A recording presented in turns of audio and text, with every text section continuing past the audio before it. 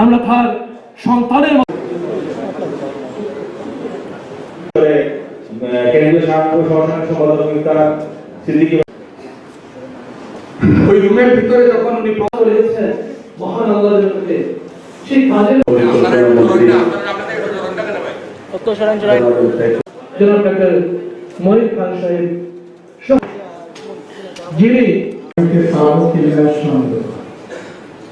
আমাদের উপস্থিতি না হতে পারে বাকি হলগুলোতে শীততাপ নিয়ন্ত্রণ ভালো কাজ করছিল না গ্রহণ করার জন্য সবিনয় অনুরোধ করছি। তাদের সঙ্গে আমাদের দ্রুত গবেষণা করা যায়। আমরা সবাই যে ধান ক্ষেত সেই ধান খেতে বসা কৃষকের কথা চিন্তা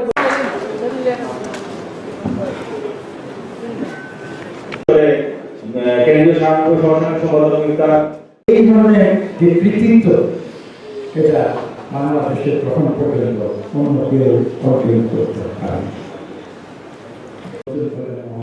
সেই ইতিহাস পুরোপুরি এখন জানে। আমার নিজের ব্যক্তিগত জীবনে কিছু অভিজ্ঞতা আছে, সেগুলো আমি খুব সংক্ষেপে আপনাদের সামনে উপস্থাপন করব। আমাকে যখন দেশনেত্রী বেগম খালেদা জিয়া ক্যাবিনেটে অন্তর্ভুক্ত